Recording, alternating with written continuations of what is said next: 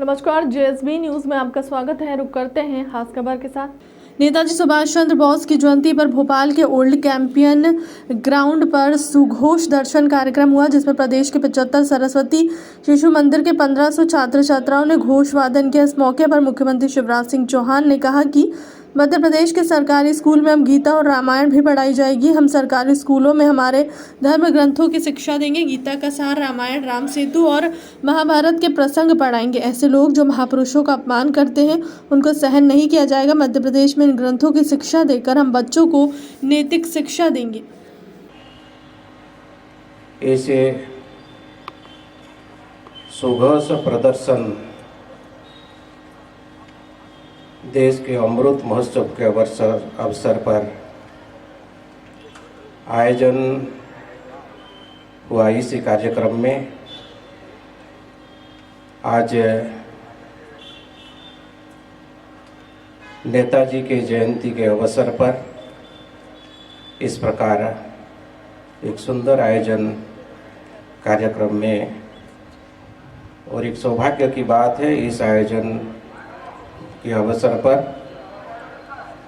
मंच में उपस्थित हमारे मध्य प्रदेश शासन के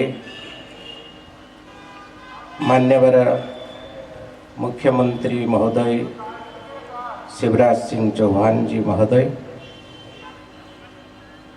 आपके उपस्थिति में विद्या भारती के सभी विद्या भारती परिवार की ओर से मैं अभिनंदन करता हूं, और निश्चित रूप से हमारे काम को आगे ले जाने के लिए आपका मार्गदर्शन, आपका पाथेय भी हमको मिलने वाले हैं। इसी कार्यक्रम में मंच में उपस्थित सेवानिवृत्त major general TPS Rahul ji,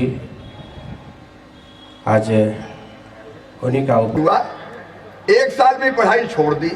मैंने उससे पूछा तुमने छोड़ क्यों दी? तो उसने कहा मामा क्या करें, हम तो हिंदी में पढ़े थे, क्लासरूम में कक्षा में जाते थे तो अंग्रेजी की गिटर पिटर पल्ले ही नहीं पड़ती थी, तो हमने छोड़ दी।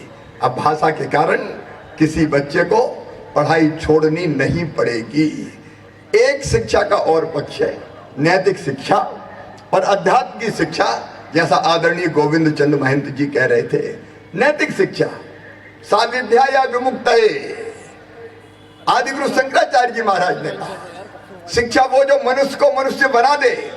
स्वामी विवेकानंद जी ने कहा नैतिक शिक्षा भी जरूरी है, मनुष्य मनुष्य तो बने पढ़ने के बाद, और वो नैतिक शिक्षा विद्या भारती देती है। मुझे कहती हूँ दुख होता है कि कुछ लोग इस देश में आज भी ऐसे हैं जिनको हमारी संस्कृति, हमारा जीवन दर्शन, हमारी परंपराएं, हमारे महापुरुष, हमारा अध्यात्म और धर्म, उनकी आलोचना करने में ही आनंद आता है। ऐसे लोग मूढ़ हैं, वो इस देश को और देश की संस्कृति को नहीं जानते। वो नहीं जानते कि वो कितना नुकसान कर रहे हैं। अब बताओ, राम के बिना ये देश पहचाना जा सकता है क्या? राम हमारे रोम रोम में रमे, राम हमारी हर सांस में बसे हैं। राम के बिना ये देश जान ही नहीं जाता। आज भी गांव में हम एक दूसरे से मिलते हैं तो कहते हैं राम राम, जय राम जी की। अगर बीमार हो गया और शरीर में कष्ट होता है तो या तो माँ याद आती है या हे राम, हाय राम, ठीक कर दो। और तो और जब अंतिम संस्कार के लिए भी जाते हैं तब इस देश में अर्थी कंधों पर रख के यही कहते हुए तो जाते हैं कि राम नाम सत्य है, सत्य बोलो गत्य है। हमारे रामायण हो, महाभारत हो, वेद हो, उपनिषद हो, श्रीमद् भगवद गीता हो, ये अमूल्य ग्रंथ है हमारे। और इन ग्रंथों में नैतिक, मनुष्य को नैतिक बनाने की, मनुष्य को पूर्ण बनाने की, संपूर्ण बनाने की क्षमता है। और इसलिए हमारे इन धर्म ग्रंथों की शिक्षा भी, मुख्यमंत्री होने के नाते भी कह रहा हूं, हम तो शासकीय विद्यालयों में भी देंगे। गीता का सार पढ़ाएंगे, रामायण जी पढ़ाएंगे, महाभारत के प्रसंग पढ़ाएंगे। क्यों नहीं पढ़ाना चाहिए? क्यों नहीं पढ़ाना चाहिए राम, भगवान राम को? अब तुलसीदास जी ने इतना महान ग्रंथ लिखा है, पर हित सरिस धर्म नहीं भाई, पर पीड़ा सम नहीं अधमाई। ऐसा ग्रंथ कहीं मिलेगा? सिया राम मैं सब जग जानी, सब जगह सीताराम है। सृष्टि के कण कण में भगवान विराजमान है। हर एक आत्मा परमा